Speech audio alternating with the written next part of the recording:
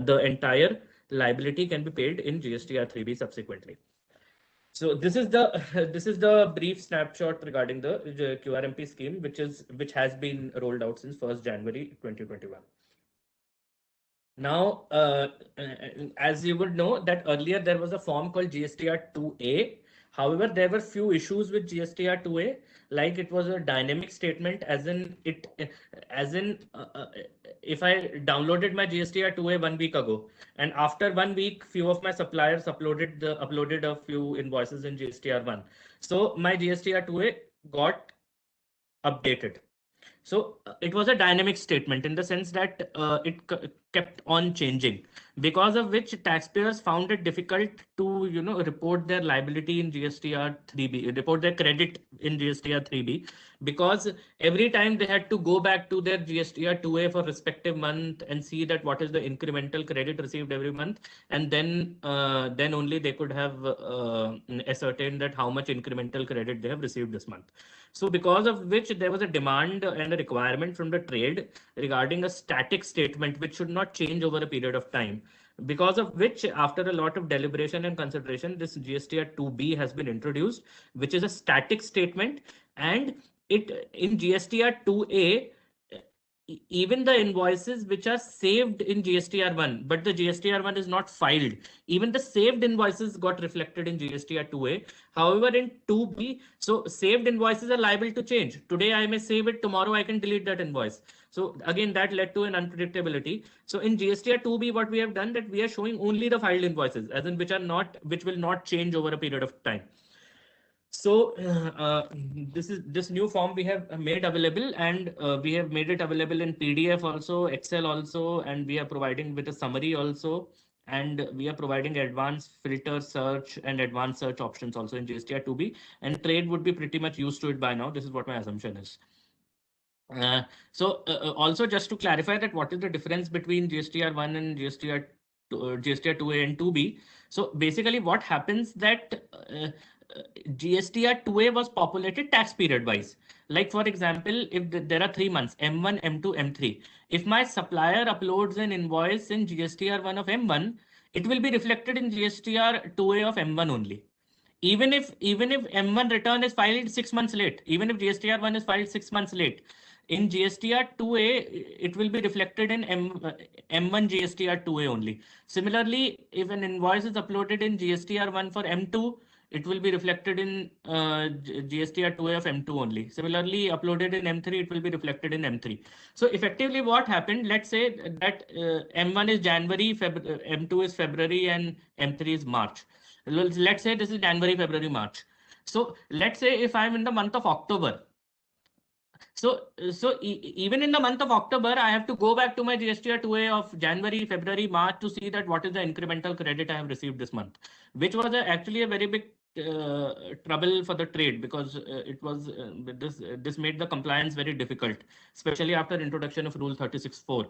So what we came in with a new concept called GSTR 2B, in which whatever invoices are, whatever GSTR 1 are filed between two particular dates, means the due date of GSTR 1 of previous month to due date of GSTR 1 this month.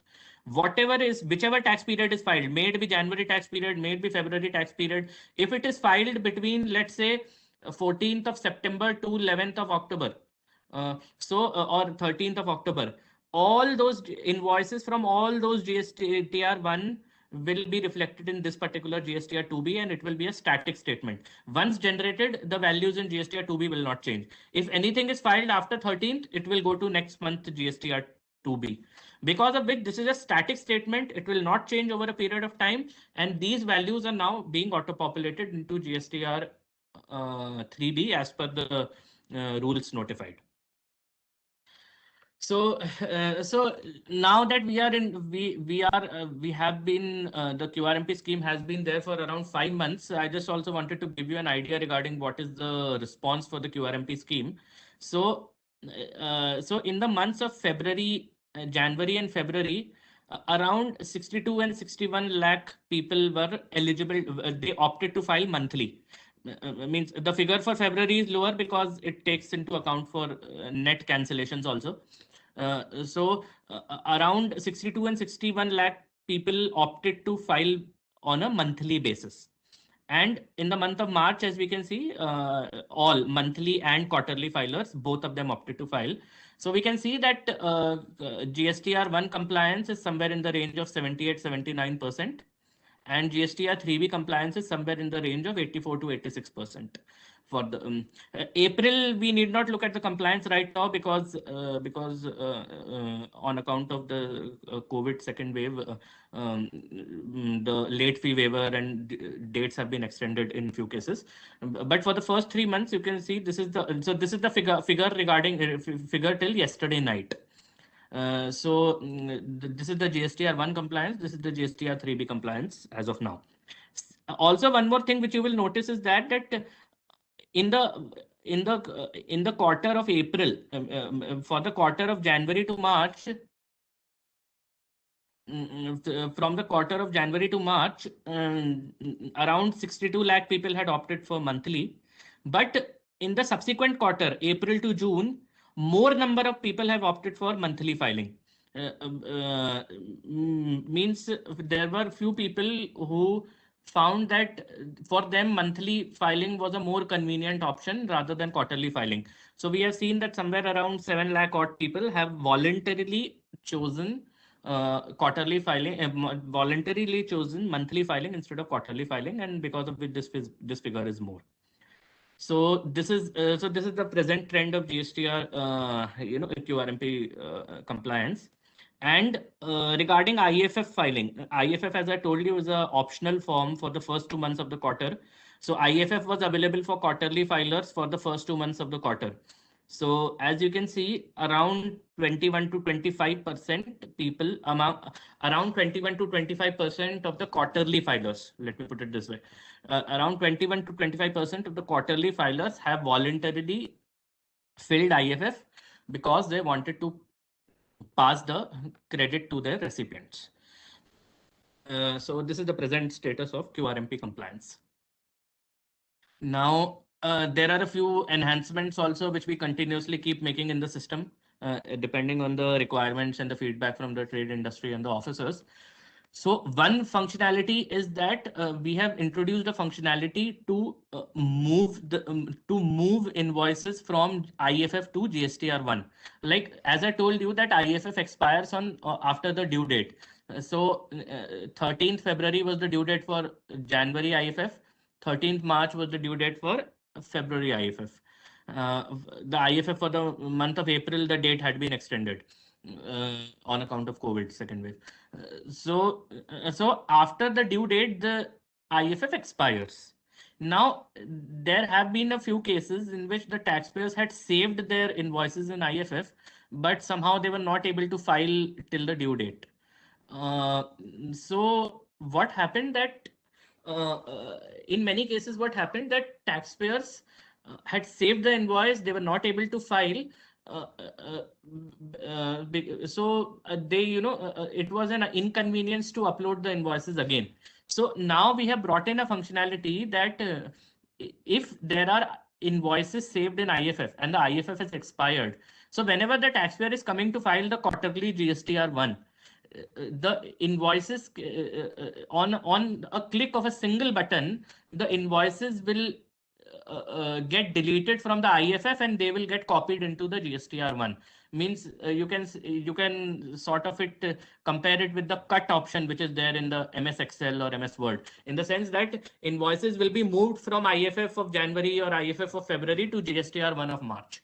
So taxpayers need not upload the same invoices again. On the single click, they can bring their invoices into GSTR1 and complete their compliance. So this is a move functionality which we have rolled out last month. Another functionality which we have made available is import of e-invoices into GSTR1. So e-invoice, as you all would be knowing, that from 1st April onwards, e-invoice has been made mandatory for taxpayers having aggregate turnover up to 50 crores. So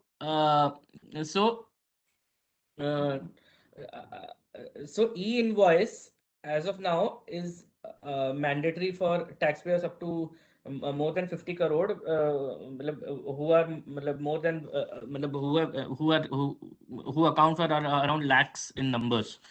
So for them, what they're doing is that they're reporting invoices on the e-invoice portal, which is the einvoice1.gst.gov.in, that portal. So once they have uploaded their invoice over there, our attempt is that once e-invoice is reported, once an invoice is reported on a real-time basis, the compliance should be made for as easy for the taxpayers as possible. Like in the sense that ultimately, even in returns, even in GSTR1, even in GSTR 3B, the consolidated data is calculated on the basis of invoices, debit notes, and credit notes only. So what our attempt is that once an invoice is entered in the system, subsequent compliance steps should be as easy and as user-friendly as possible. So we have built in a facility to import e-invoices into GSTR1. So what the system is that once an e-invoice is reported on the e-invoice portal, there's a button which we have provided for importing e-invoices into GSTR1. On clicking that button, invoices could be imported into GSTR1. And once invoices are imported into GSTR1, on filing of GSTR1, the system-based liability to be reported in GSTR 3B is computed by the system automatically, as you all would be knowing. Similarly, once GSTR1 is filed, the counterparty GSTR 2B is generated, and the ITC which is available to the counterparty is auto-populated from GSTR 2B to GSTR 3B. So ultimately, you see what kind of compliance that once e-invoice is reported and it is imported into GSTR1, we are providing assistance for generation of liability also. We are providing assistance for generation of counterparty ITC also. So this is again a facility which we have brought in for the benefit of the trade. We expect and hope that more and more people will use it. And if there are any issues with regarding this functionality, if it needs to be improved further, we would definitely want to hear the feedback from the trade and officers. And in this GSTN and NIC team, both e-invoice portal is handled by NIC. So both of us are working in sync and in coordination with each other.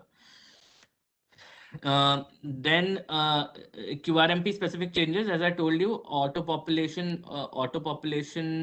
of returns we are making available. So for quarterly taxpayers, the liability is auto-populated from M1 and M2 IFF in case anyone has filed, and the quarterly GSTR1. As soon as the GSTR1 is filed for the quarter, the liability to be reported in GSTR 3B is generated by the system in PDF and also auto-populated in GSTR 3B. Similarly, GSTR 2B, we were until now providing a monthly view of GSTR 2B.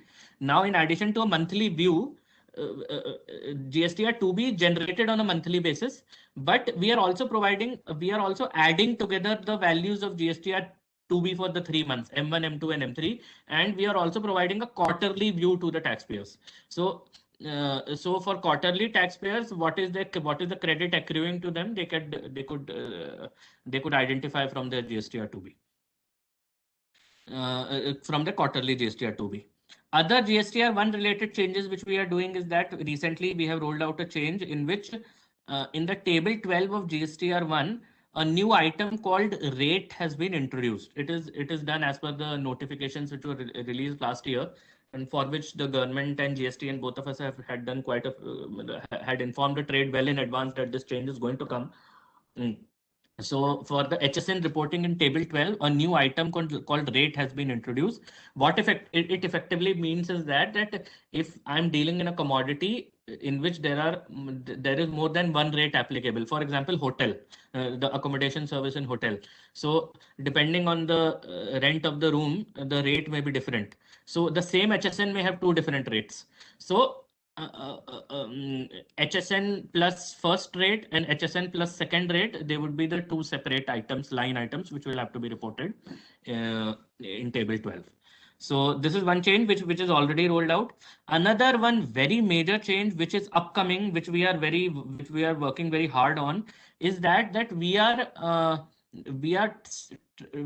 based on a lot of feedback which we have received over the last few years and months regarding GSTR1, we have analyzed GSTR1 right up to the source code in a very threadbare basis. Our technical teams and have worked very hard on that, and we have literally analyzed the code of the GSTR1 threadbare, and we have identified that what are the redundant things in the code, what are the time consuming things in the code which can be improved, how can the code be optimized, how can the look and feel of GSTR1 be improved, how can few of the processes in GSTR1 be improved so that there are fewer cases of errors, error in summary generation. In many cases, summary generation takes a lot of time. How can that time be reduced? So we have done a thorough analysis of GSTR1, and there is one GSTR1 code improvement program which we are working on. A few things we have already implemented on the back end. Now few things will be improved on the front end also. One very major improvement which we are working on is that we want to convert the two-step filing process into a single-step filing process. Like as of today, after saving invoices in GSTR1, first a user has to submit and then the user has to file. So often this two-step filing process, as trade has reported, it appears to be a bit cumbersome. We want to reduce it into one-step filing process. Similarly, the summary which is being generated as of now, it is not very user-friendly, as we have been told. So we have completely redeveloped and you can say rewritten the GSTR1 summary. And once this code is once this change is implemented in the next few months, a summary which is very much similar to the GSTR1 notified form would be made available to the taxpayers, and so that line by line they can match as to what is to be reported in GSTR3B. And in addition to that summary, we would also be giving a recipient-wise summary. So, for example, if in my GSTR1 I have reported 25 invoices, these 25 invoices pertain to 5 of my customers. Every customer having 5 invoices each. So I will be we will also show a recipient-wise summary. Means there would be 5 recipients along with their GSTIN, and we will give a consolidated value regarding what is the taxable value, what is the tax amount for each particular recipient. So in addition to my GSTR1 details, I would also be right away knowing that how much credit am I passing to my customers. So if any mistake is there, if any invoice is left out, or any other inadvertent mistake which is happening, this summary would inform you before filing itself. And with the particular technology architecture that we are adopting in this GSTR1 improvement program, the present errors which happen, like summary generation takes time sometimes, although not very frequently, but sometimes it has also been seen that some people have reported that wrong summary was generated. All these errors would not happen after all these errors would be reduced to a bare minimum, almost zero, after this change is implemented. So this is a very important project which I am personally involved with this. So we hope that this will be rolled out as soon as possible. Now, now coming to the relief measures and the decisions of the 43rd GST Council meeting, I'm pretty sure that all of you would be aware of those decisions. So there was a late fee waiver which has been given in GSTR3B, as you would be aware. So it depends. So for monthly filers, the due date was 20th April for the month of March. So depending on the turnover above 5 crore or up to 5 crore, the late fee waiver has been given up to these particular dates. Similarly, in March, even the quarterly filers were supposed to file. So even for them, the date has been extended. Similarly, for the month of April and May, only monthly filers are supposed to file, and their due dates are these particular dates.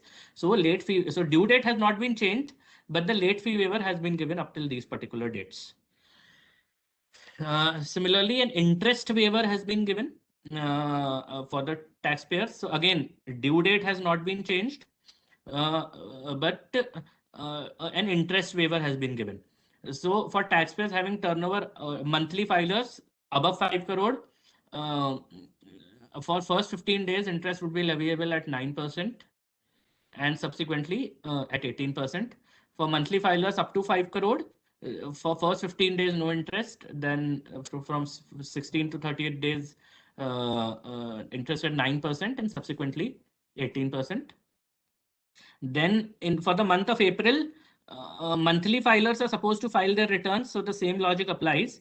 For quarterly filers, they have to file the TMT6 challan by 25th.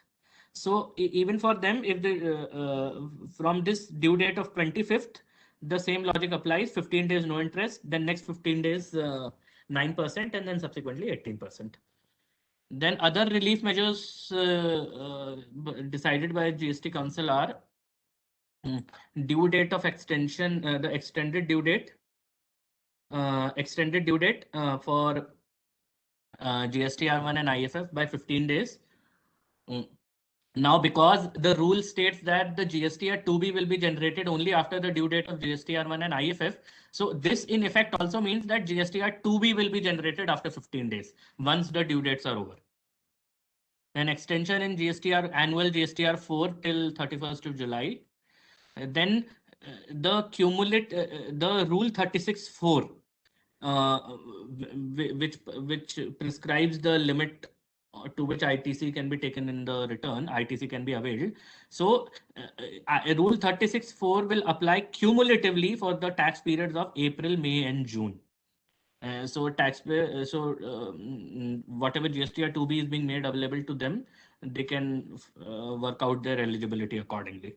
So sometimes it may happen that monthly filer, especially people above 5 crore in this particular bracket, they may choose to file their GSTR 3B on the due date itself because they don't want to pay even 9% of interest. So especially for these people, this rule is pretty much helpful because rule 36(4) now would be applied on cumulative basis. Then another rule which states is that companies and LLPs are supposed to file using digital signature certificate only, DSC only. So because there is work from home going on in many big companies and lockdowns are going on, and means some kind of movement restrictions are there in different parts of the country. So many people inform that DSC is usually in their office. So they often don't have access to their DSC. So to avoid problems for these cases, till 31st August 2021, electronic verification code EVC has been made available for companies also. And with regards to applicability of interest in Section 50, although this announcement was already made earlier, a retrospective amendment of Section 50 will be made so that interest is leviable only on the net cash basis. And this is to be notified at the earliest. This was a reiteration of the previous decision of the GST Council.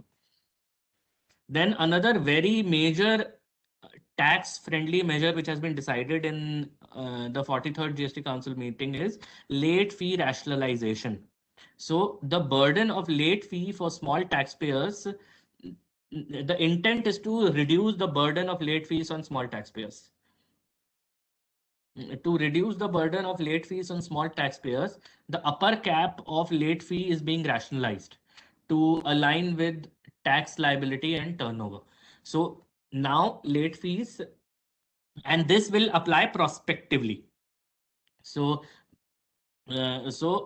from now, from a prospective period for which we'll refer the notification specifically, taxpayers having a nil return, irrespective of their turnover, if they have a nil return, they have to pay a late fees of 500 rupees. This is CGST plus SGST, so it would mean 250 plus 250.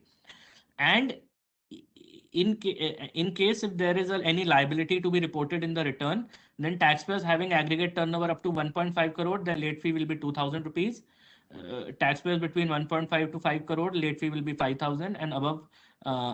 So this is the upper cap of the late fees. Let me be clear. So late fees is calculated in a manner in the sense that a particular amount of late fees per day, like 10 rupees, either 20 rupees per day or 100 rupees per day, capped to an upper amount. So this is the cap, the upper cap of the late fees, which can be, which is to be levied. So the upper cap of the late fees for nil return is 500. For 1 crore, it is 2,000 rupees. For 1 crore to 5 crore, it is 5,000 rupees. And above 5 crore, it is 10,000 rupees. As of now, the cap is, upper cap is 10,000 rupees for everyone. So now it will, from a prospective period, it will be as per the turnover. So here intent is to provide relief to the smaller taxpayers who often are not able to file their returns because of some issue or the other. And once they have defaulted in their return filing for a significant period, then often it happens that the late fees become so prohibitive that they are not even able to file the return even further. Then this was for GSTR 1 and GSTR 3B. Similarly, for GSTR 4, in case of nil return, 5,000 rupees, and in case if there's a liability, then 2,000 rupees.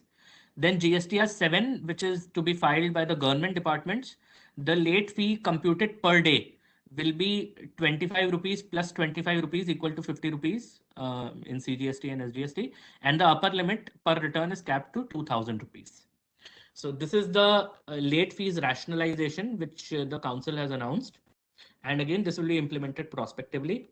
Similarly, a GSTR 3B amnesty scheme has again been launched. This is the second GSTR 3B. This is amnesty scheme. Another scheme was announced previous year, last year, in which we saw that a good number of people came forward to file their returns to take the benefit of the amnesty scheme. So now what will happen, that to provide relief to the taxpayer for the tax period from July 17 to April 2021, the upper cap of the late fees applicable it will be, for nil return it will be 500 rupees, and for returns with any amount of liability it will be 1,000 rupees. And this amnesty scheme is available till 31st August 2021. So my humble assertion to the officers over here and the members of the trade and industry over here is that if you know any taxpayer who have not filed their GSTR 3B till now, who have a significant default in GSTR 3B filing, please pursue them. Please tell them to take benefit of this opportunity which the GST Council has given and file the returns as early as possible, because as per my experience of the previous amnesty scheme, there were many people who were planning to avail the benefit of the amnesty scheme. There were many people who were planning to file GSTR 3B, but they couldn't file till the last date of the amnesty scheme, and suddenly they realized that the date of the amnesty scheme is over, and then they were again in a fix that they were not able to file the return. So in order to avoid these situations or minimize these situations this time, please spread the message of this amnesty scheme as much as possible. So this is the decision regarding late fee rationalization and amnesty scheme in the council meeting. Then to inform you regarding some other developments on the council, other developments of the council. One is that many of you would be knowing that there is one SPICE portal of the Ministry of Corporate Affairs, which allows for a single application for registration under the Companies Act. So with a single application on the SPICE portal, a new registration can apply for a new PAN number, a new registration under the Companies Act, and the new registration under the GST law. So this SPICE portal has an electronic integration with our GSTN system. So once an application is made on the SPICE portal, it flows to the GST portal for the subsequent processes. So now, because there is Aadhaar, there's a facility in GST registration that if Aadhaar number is provided, quicker registration is made available. So the same facility has also been made available on the SPICE portal, that the taxpayer can give their Aadhaar details over there.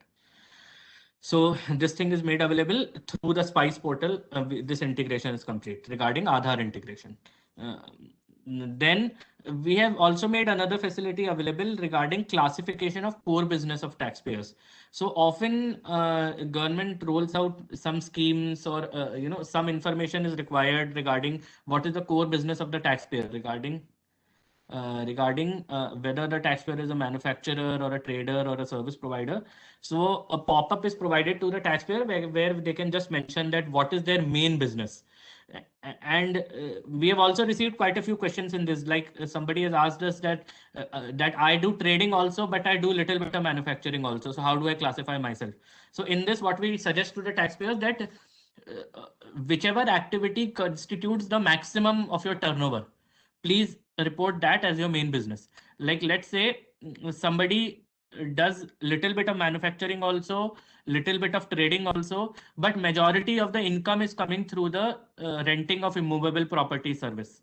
So in that case, let's say 90% of the turnover pertains to renting of immovable property, 6% manufacturing, 4% trading. In that case, please classify yourself as a service provider. So wherever so if anyone has any doubt, I want to clarify again that if the portal is asking you that what is your core business, if you are into multiple activities, maybe manufacturing, trading, or providing of service, in that case, whichever constitutes maximum turnover of your business, please take that as your main activity.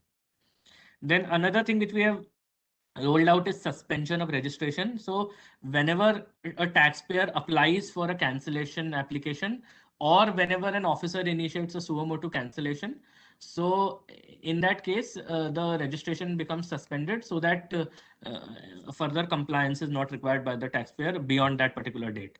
And if the cancellation is revoked, or if the suspension, or if the cancellation application by the taxpayer is rejected, then the suspension status is again changed to active status. Then there is a functionality called search taxpayer on the GST portal. So we have made a few enhancements over there, and a few additional information also we are making available over there, as in the HSN code which the GSTN is dealing in, then even a more detailed return filing status for the taxpayer, and what is the nature of the business of the taxpayer, that whether the taxpayer is a wholesaler or retailer, whatever is declared in the registration application. Then in COVID-19 relief, which is announced by the council, even in registration, few relief has been given, like revocation of cancellation applications. The timeline has been increased till 30th June now. And so like even if your revocation of cancellation date as per rule is over, but now you can still file the application till 30th June. And other compliance timelines also, including deemed registration, they are also extended till 30th June of 2021. Then few changes are there in refund module also. We have brought in a new form called refund for withdrawal of refund application by taxpayer in RFD 1W. So often we were receiving representations from the trade that that after filing of refund application, taxpayers realize that they have made some mistakes in the application. So what they told us that please give us a facility to withdraw the application and file a fresh claim. So to address to that grievance, till such time an acknowledgement has not been issued by the officer, a refund application can be withdrawn by the taxpayer. Then there are a few cases in which a refund has to be given, but it is to be given only in credit, as in a credit has been made into an electronic credit ledger. So for that, form called GST PMT3 for granting refund in credit has been made available. Then the functionality to track the status of refunds has also been improved significantly, and it also we have also done some kind of color coding over there to inform the taxpayers that in which stage their application is, and we are also informing the disbursement status of the refund by PFMS. Then few changes have also been done in refund module to bring it in line with the QRMP scheme. Refund application is usually filed after filing of GSTR 3B. So till now, before QRMP scheme, GSTR 3B was only monthly. So now refund module has been modified to account for quarterly GSTR 3B also, and similar changes in 3B. And then refund, withholding and release forms in RFD 7A and 7B by tax officer, they have been made available. So this was regarding the recent changes which have been made on the portal. Now, before concluding, I would just like to highlight one thing, that from the trade and industry and the officers, GSTN also expects the support, that please share your feedback with GSTN. Please inform the taxpayers, especially especially the small taxpayers, your smaller business partners, or smaller officers and smaller taxpayers in your jurisdiction regarding the simplification measures and the relief measures announced by GST Council. And please carry out as much awareness as possible, and please give us the feedback, so that because ultimately the taxpayers' feedback and the officers' feedback is the bread and butter for improvement of system by GSTN. So we always look forward to hearing from you. Then one more thing which I wanted to inform everyone, in case if you are not knowing, as per the GST Council decision, GSTN has been making available free accounting softwares to smaller taxpayers up to 1.5 crores of turnover. So these free accounting software provide many free services, like preparing IT returns, preparing GST return, balance sheet, and other services for free of cost. So the model is something like that few basic services are provided free of cost, absolutely free of cost, provided the taxpayer fall within this eligibility criteria of being small taxpayers. And if the taxpayers want to avail even more services, on a completely voluntary and optional basis, they can avail for premium and paid services also. It is completely up to them. So I would request that please inform the smaller taxpayer that this facility the GST Council has made available for them. It is completely free of cost, and it is for their benefit, and more and more people should avail this service. As of now, the latest data which I have which my colleagues have given me, so hardly 2.5 lakh people from an entire tax base of 1.07 crore, hardly 2.5 lakh people are using this facility, whereas around 80 to 85 lakh people are eligible to use this facility.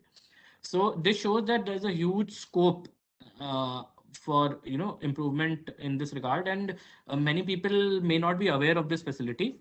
So please make themselves aware about this. So if you want more information regarding the free accounting software which we are providing, GSTN is providing, please note this link. Please go to gstn.org.in/empaneled companies. When you will go to this particular link, you will come to this particular page, the screenshot of which I have shown here, in which they'll tell you the various software which are available. And like a few of them have their own mobile applications also, and few of them are cloud based, few of them are device based, which are also called on-prem or on-premises software. So depending on the comfort level of the taxpayer, they may go ahead and use these particular software which is provided. So that was it from my side. Thank you very much. I'll hand over to DG Taxpayer Services now. Thank you very much.